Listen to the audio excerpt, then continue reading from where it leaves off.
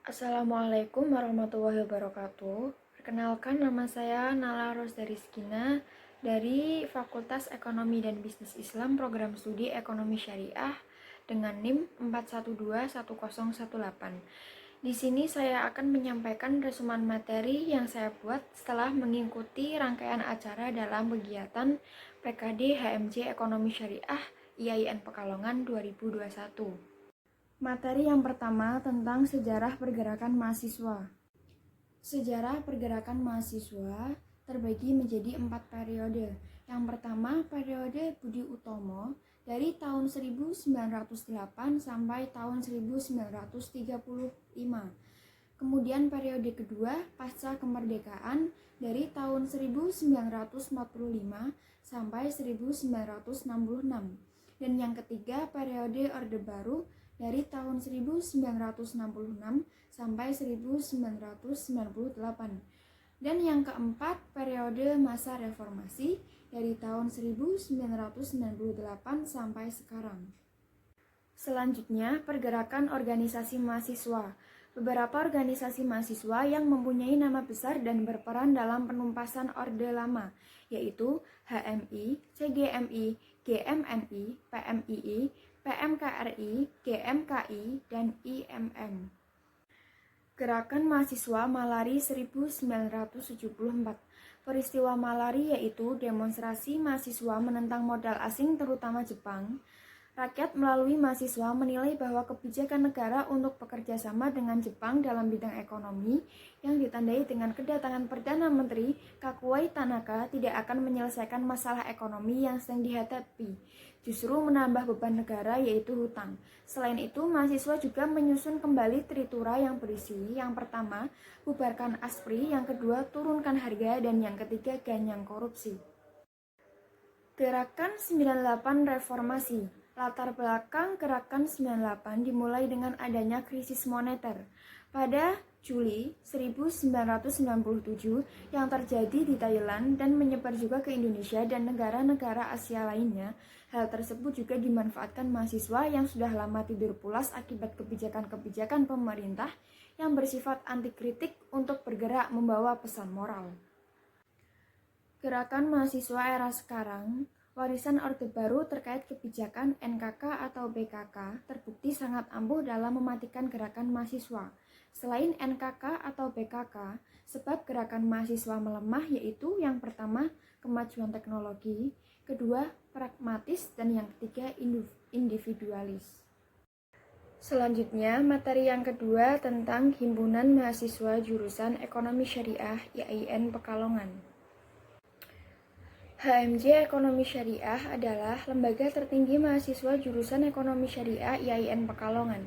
HMJ Ekonomi Syariah berdiri pada tanggal 26 April 2006. Misi HMJ Ekonomi Syariah yang pertama, memaksimalkan pendayagunaan sumber daya yang tersedia beserta seluruh potensinya.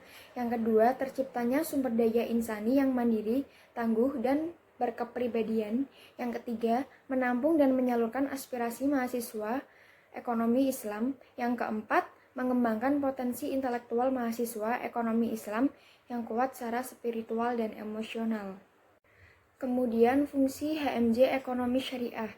Yang pertama sebagai media informasi dan komunikasi, yang kedua sebagai sarana silaturahmi antar mahasiswa ekonomi syariah, yang ketiga sebagai wadah kaderisasi mahasiswa ekonomi syariah, dan yang keempat berpartisipasi dalam pembangunan moral wilayah kampus dan masyarakat sekitar.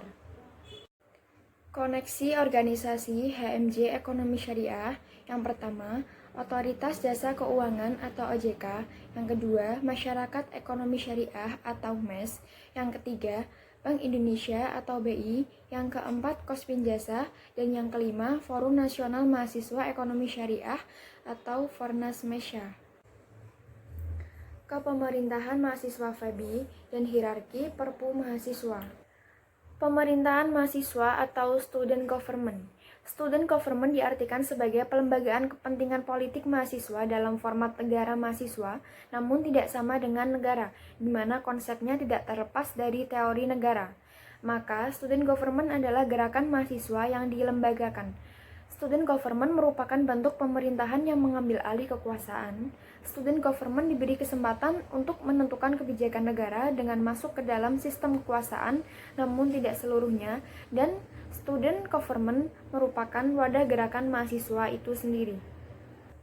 5 prinsip dasar student government. Yang pertama, student government berpatron pada gerakan moral. Yang kedua, student government berpatron pada gerakan intelektual. Yang ketiga, student government merupakan gerakan politik. Yang keempat, student government bersifat independen. Dan yang kelima, student government sejajar dengan pihak manapun. Selanjutnya, tupoksi Ormawa Febi. Yang pertama, tertuang dalam Permasema, yang kedua, tertuang dalam AD atau ART, dan yang ketiga, dalam peraturan lain tentang Ormawa. Mekanisme hubungan PMFEBI EIN Pekalongan. Yang pertama, menaati aturan yang sudah ada. Yang kedua, menjalin komunikasi yang baik. Yang ketiga, memahami tupoksi di bidang masing-masing. Yang keempat, memahami garis-garis dalam organisasi. Dan yang kelima, menjalin keselarasan dalam memajukan Ormawa.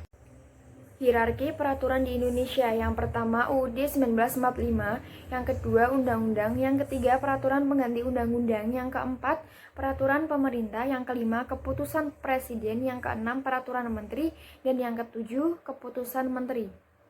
Hierarki peraturan pemerintahan mahasiswa IAIN Pekalongan. Yang pertama, Statuta IAIN Pekalongan atau peraturan lain yang mengikatnya. Kedua, konstitusi mahasiswa atau amandemennya. Yang ketiga, undang-undang atau perpu. Yang keempat, peraturan Dema. Yang kelima, peraturan Dema Sema Fakultas. Yang keenam, peraturan ketua Dema. Dan yang ketujuh, peraturan ketua HMJ. Materi yang keempat yaitu tentang pengorganisasian. Pengertian organisasi. Organisasi adalah tempat berhimpun dan berkumpulnya orang-orang yang punya rasa sama, seperti hobi, ideologi, dan lain-lain, yang kemudian berproses untuk berjuang mencapai tujuan yang telah disepakati bersama. Organisasi terbagi menjadi 3, yaitu organisasi profit, organisasi non-profit, dan organisasi politik. Selanjutnya, komponen organisasi yang meliputi anggota, pengurus, tujuan, aturan, struktur, sistem, serta sarana dan prasarana. Fungsi manajemen organisasi. Yang pertama, planning atau perencanaan. Rencana yang telah dibuat dan disusun rapi oleh pengurus organisasi, atau dalam hal ini sering dilakukan dengan agenda rapat yang membahas tentang kegiatan, anggaran, dan teknis pelaksanaan. Kedua, organizing atau pengaturan, yang terdiri dari struktur organisasi, job description, arsip dan inventaris organisasi, dan administrasi organisasi. Yang ketiga, accounting atau menggerakkan, dan yang keempat, controlling. Konsep dasar pengorganisasian. Dalam fungsi pengorganisasian, pemimpin mengalokasikan seluruh sumber daya organisasi dan lingkungan yang melingkupinya, di mana dalam hal ini telah dibuat berdasarkan kerangka kerja organisasi. Langkah-langkah pengorganisasian. Yang pertama, merencanakan langkah-langkah yang akan digunakan baik jangka pendek maupun jangka panjang. Kedua, perincian pekerjaan yang harus dilakukan untuk mencapai maksimalisasi tujuan organisasi. Yang ketiga, pembagian kerja bidang untuk melakukan aktivitas tertentu yang dilakukan oleh perorangan maupun kelompok.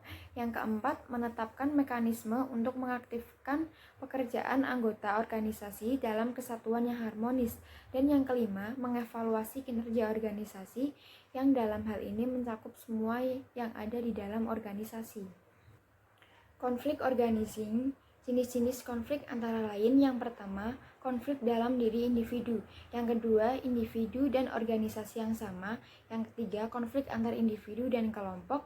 Yang keempat, konflik antar kelompok dalam organisasi yang sama. Dan yang kelima, konflik antar organisasi atau saingan. Penanganan konflik. Yang pertama, video dari saya. Yang kedua, mengevaluasi pihak-pihak terkait. Dan yang ketiga, identifikasi sumber konflik. Manfaat organisasi. Yang pertama, melatih tanggung jawab. Yang kedua, belajar untuk menyelesaikan masalah kecil maupun besar. Yang ketiga, memperbanyak relasi atau jaringan. Yang keempat, melatih berbicara di depan umum. Yang kelima, membuka pola pikir serta menambah pengalaman.